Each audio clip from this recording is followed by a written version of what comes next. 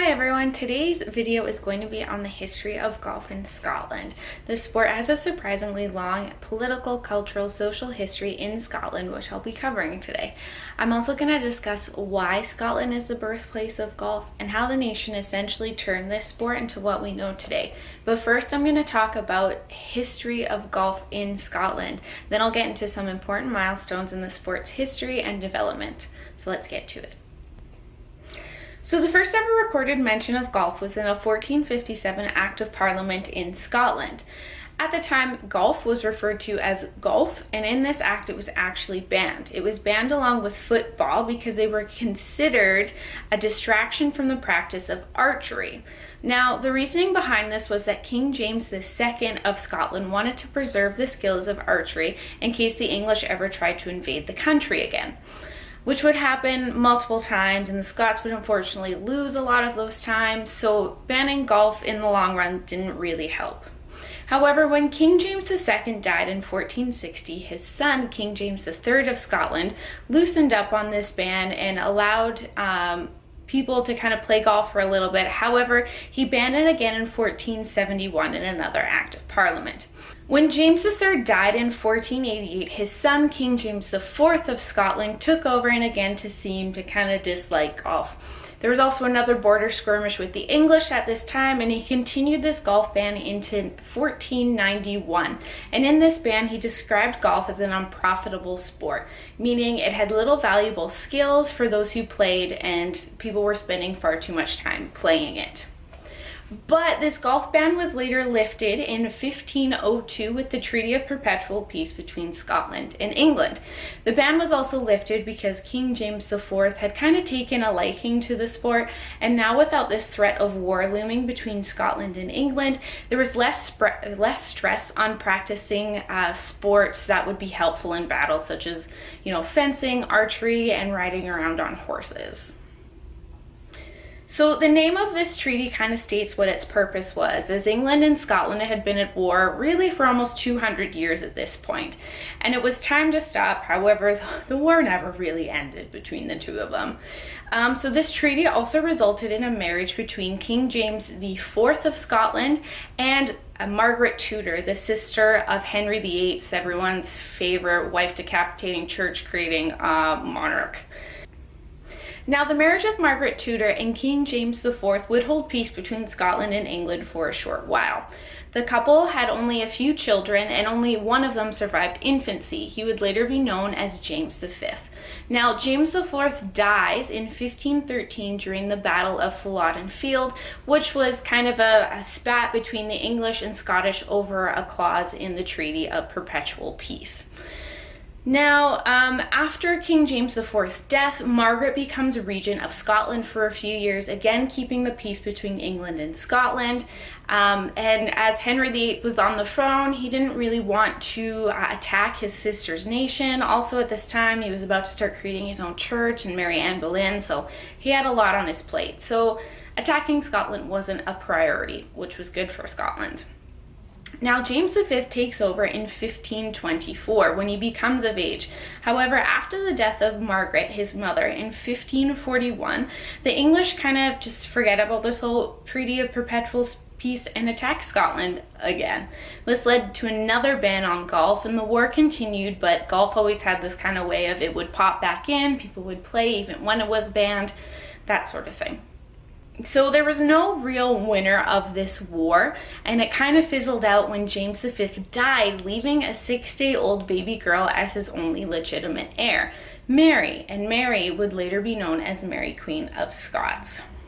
So while Mary was still an infant, Scotland was being ruled by regents, and after a failed treaty to get Mary married to King Henry VIII's son, Edward, she was whisked away to France for her own safety. And instead of marrying an English prince, she was now set up to marry Francis the Dauphin of France. So Mary in her later years was actually an avid outdoorswoman who loved archery, horseback riding, and she also enjoyed playing golf. After her husband Francis, the King of France, dies, she returns to Scotland in 1562 and picks up the sport again. So in 1567, it's recorded that she plays at a course in Musselburgh. This is only recorded because it was a few days after her second husband, Henry Stuart, or Lord Darnley, was murdered.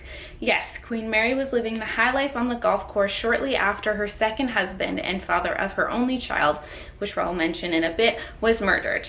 Now, it's pretty suspicious that she's out there playing golf shortly after her husband has been killed, but there's a couple conspiracy theories that she was involved in that murder as well, and yeah, it's complicated. So a bit later on, Mary ends up into some fights with her cousin Elizabeth, who was the daughter of Henry VIII and Anne Boleyn. And Mary believes she is the chosen one, she is the true ruler of England and France, so that obviously causes some tension between the two of them. Mary is later forced to abdicate her throne when it's discovered that she's been trying to plot Elizabeth I's assassination, and she ends up being beheaded by Elizabeth I for that. So Elizabeth, after executing Mary, is now the ruler of both England and Scotland. However, the Virgin Queen dies without a successor, leaving Mary's son James, from Lord Darnley, the King of England and Scotland. And also Ireland is in there at this time. So in between Mary's death and her son's eventual succession, golf was actually banned in areas near Glasgow and Edinburgh and Leith, but only on Sundays. Golf was actually banned on Sundays at around 1592 because it was considered an unprofitable sport, and it also interfered with people going to church. And with that, it was also deemed unholy. Now, yes, the Scots cared more about going and playing golf on Sundays than they did going to church. So King James the Sixth and First, well, it's King James the Sixth of Scotland and the First of England now, eventually removes the Sunday ban in 1618 after he too picks up an enjoyment for the sport.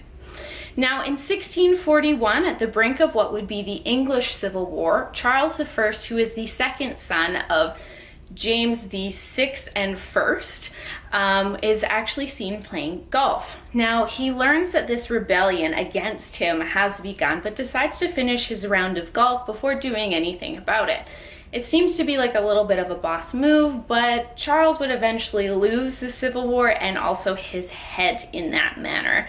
So this would leave his son, Charles II, exiled from England, and then we get into some really messy English politics and Scottish politics. There's lots of people dying. Eventually, the Glorious Revolution of 1688 occurs, where William of Orange takes over the English, Scottish, Irish crown, which essentially kind of stops that whole family line that I have talked about that has somehow been involved with golf their entire existence. So after this, Scotland has less of a relationship with Scottish and English politics. There aren't any more bans or restrictions on playing golf in the British Isles. It isn't mentioned in any more acts of Parliament, and the monarchs aren't playing golf while there's rebellions brewing, people are dying. So unfortunately, that drama is gone. Now, after you've heard that long history about golf in Scotland, I'm going to talk a little bit more about why Scotland is the true inventor and kind of developer of the sport. So it's actually been debated whether or not golf is of Scottish or Dutch origins. Technically, the first ever recorded golf-like game was in 1297 in the Netherlands, and it consisted of a leather ball and a stick, and the winner being whoever hit the ball closest to the stick. There was also sometimes a hole instead of a stick involved, which sounds a lot like golf. However, it's more generally perceived to be of Scottish invention from the history that I've just mentioned, but also they were the first to introduce 5 very key aspects to the sport, including, so number 1, it was actually one of the first countries to have specific courses for playing golf. In 1552, the first golf course is created at St. Andrews and is named the St. Andrews Links. It was created under an Act of Parliament and is still to this day technically owned by the Scottish government. It was created with the permission of Mary, Queen of Scots, who was regent of Scotland at the time. So after the course's creation, the Archbishop of the area, John Hamilton, allowed the townspeople, meaning all people who lived in St. Andrews, to play on the course, which made it accessible to all, which was quite quite progressive for the time.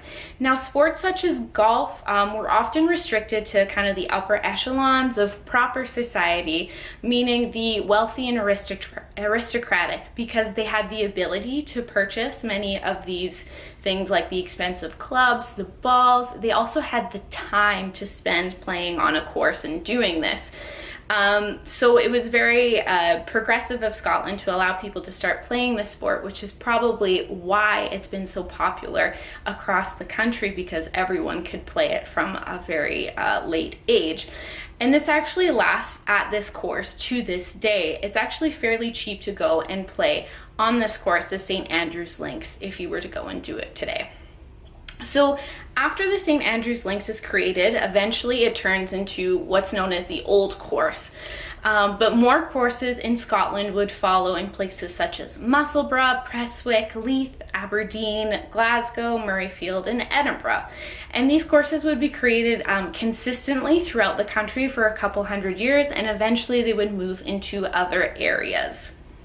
However, some of those golf courses, such as the Leith Links, were removed because they couldn't get to the 18-hole standard that would come up within the next couple of years.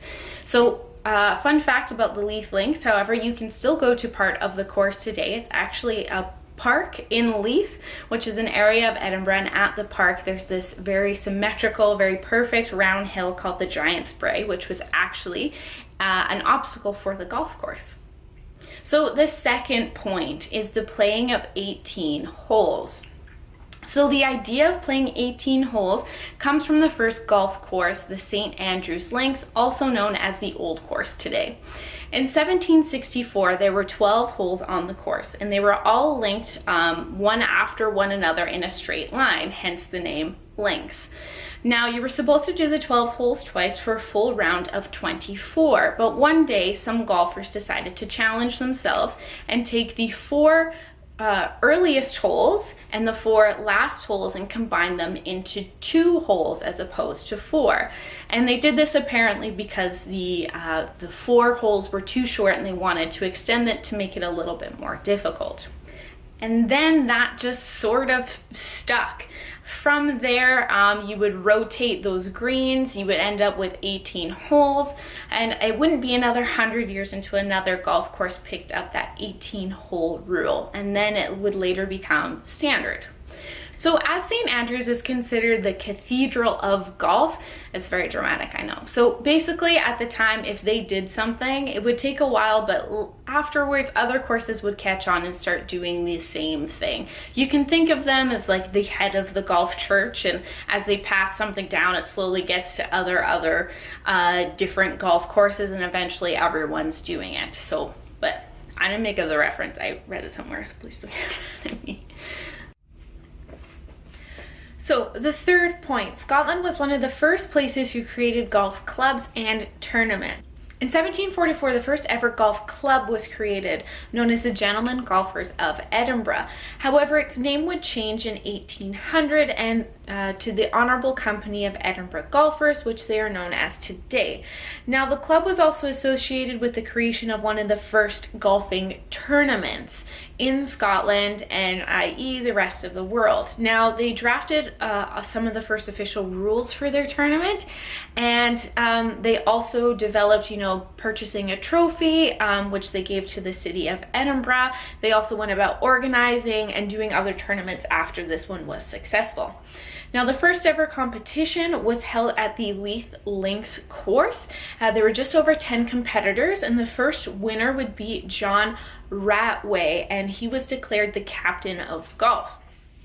Now, there were earlier matches between individual people for golf tournaments. The earliest documented one was in 1682, and it was between Scottish and English nobles, which at the time they were governed by the same king, so I don't really know if that classifies as international. However, there were earlier documented cases of one-on-one games, but not tournaments with multiple people. Now, for the fourth point, Scotland was one of the first places where rules were written down and broadcasted for golf, which is key if you want to be credited with inventing a sport or just about anything. So Around this time, golfers at St. Andrews created and published the first rules of golf for their golf course. So other golf courses jumped onto that and started making rules for their own golf courses and for their own golf tournaments, like the one I had just mentioned earlier. So essentially there were different rules per courses. However, they became more standardized in the early 1800s as there were more tournaments happening and there needed to be some consistency between the courses. Later in 1857, the Golfer's Manual was published in Edinburgh, and it's the first book ever written on golf instruction. So if you couldn't figure out how to hit a ball with a stick, you could purchase this book and learn all you needed to know about being successful at golf. And this book also coincided with a lot of the rules that were slowly becoming standardized across different golf courses. So our point number 5 is going to be the invention of the golf hole. So as for the golf hole, there isn't a super exciting origin story behind it. There's nothing a lot really that exciting about just putting a hole in the ground to catch a ball. It was actually quite common in many places to have a hole at the end of a green, and it was normally just carved out by greenkeepers. However, in 1829, the hole size was standardized. It's suggested that greenkeeps at the Musselburgh Links decided to make it a bit easier on themselves and created a golf hole cutter, which made the hole 4 1/4 inch wide. Later, for some reason, that just kind of stuck, and then more golf courses kept wanting that invention of the golf cutter, and they just kept doing it on their own as well. Now, with those 5 points and that brief history of golf in Scotland, you can kind of see that they are the true inventors of the golf that we know today.